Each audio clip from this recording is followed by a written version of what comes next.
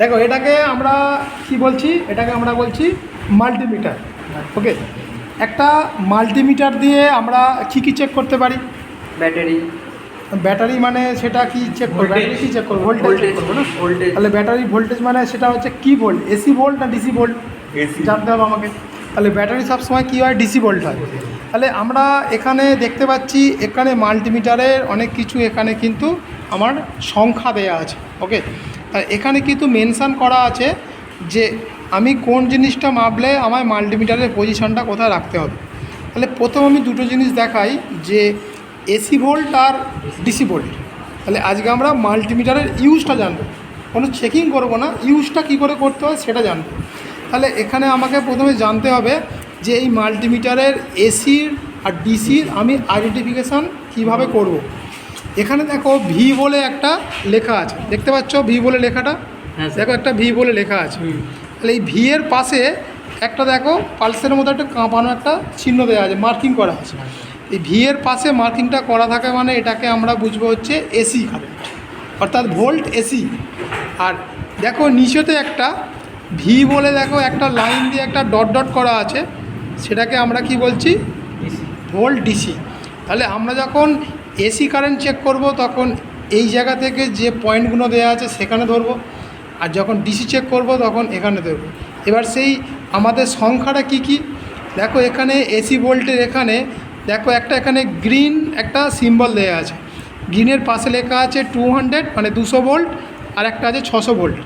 তাহলে এইখানে আমি যদি এসি কারেন্ট চেক করি তাহলে আমি নয় মাল্টিমিটারের এখন দেখো অফ কন্ডিশনে আছে, তাহলে এটাকে আমাকে ঘুরিয়ে আমি কত রেখেছি, আমি 200 ভোল্টে রেখেছি। তাহলে 200 ভোল্টে যদি আমি রাখি তাহলে আমি তার আউটপুট কি পাবো, 200-র নিচে যেগুলো থাকবে।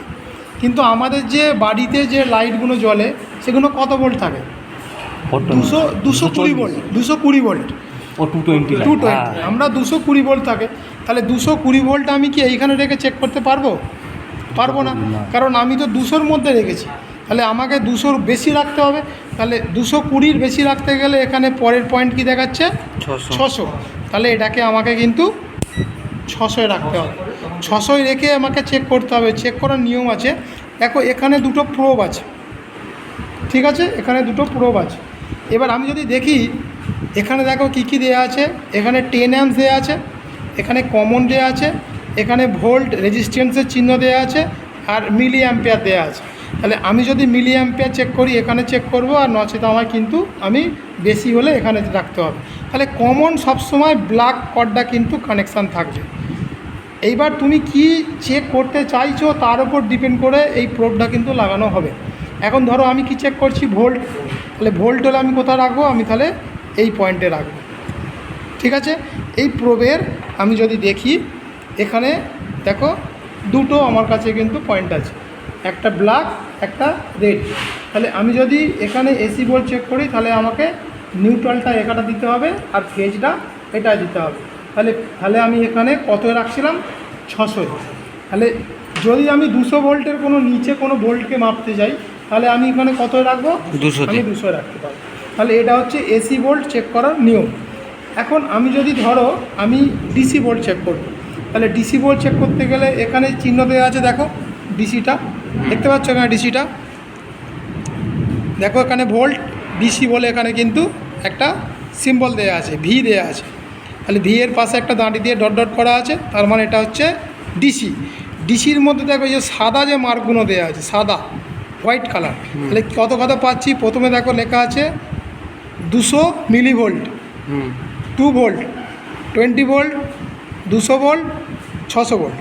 তাহলে আমরা 200 মিলিভোল্ট বলতে কি বুঝি, 1 ভোল্টের নিচে, 1 ভোল্টের নিচে আমরা বুঝি 200 মিলিভোল্ট। তাহলে 2 ভোল্ট বড় না 200 মিলিভোল্ট বড়, কোনটা বড়? 2 ভোল্ট বড়। 2 ভোল্ট বড়।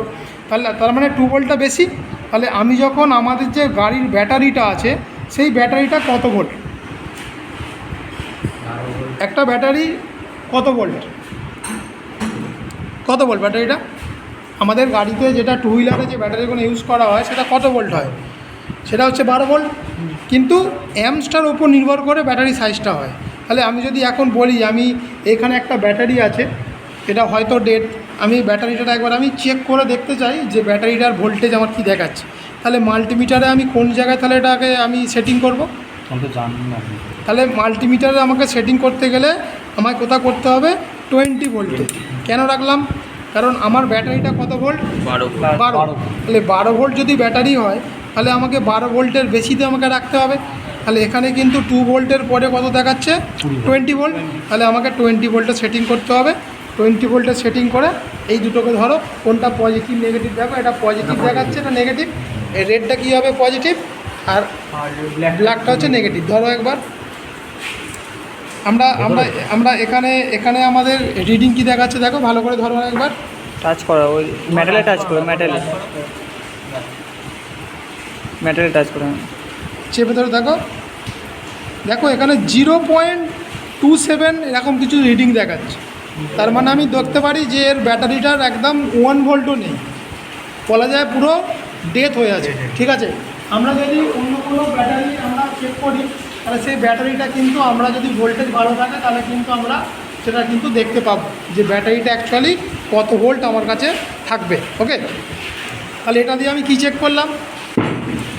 এই ব্যাটারিটাও আশা করছি ডেড ব্যাটারি, এখানেও আমরা কিছু কিন্তু পাবো না। একবার চেপে ধরে দেখে দাও কত আছে। সেম মাইনাস দেখাচ্ছে, মাইনাস। এখানে মাইনাস দেখাচ্ছে মানে কি? নিশ্চয়ই তুমি কিছু উল্টো ধরেছো, তার জন্য মাইনাস দেখাতে পারে। একবার দেখে নাও পজিটিভ নেগেটিভ। এটা উল্টো ধরো, এটা দিকে, এটা ধরো, দিকে ধরো, দেখো আর কিন্তু মাইনাস দেখাচ্ছে না এখানে। তাহলে মাইনাস যখনই দেখাবে তার মানে তোমার কর্ডটা উল্টো ধরা হয়েছে, তাহলে এখানেও কিন্তু এটা ডেথ ব্যাটারি। দেখো আমরা এখানে যেটা দেখছি, আমরা যদি আরেকটা আমি ব্যাটারি আছে, যে ব্যাটারিটা হয়তো এখানে কিছুটা ভোল্ট শো করতে পারে, তাহলে এই ব্যাটারিটার আমরা ভোল্ট শো করে একবার দেখাবো। সেম দেখো এখানে পজিটিভ দেওয়া আছে, এখানে আমরা পজিটিভ পাচ্ছি, নেগেটিভ পাচ্ছি।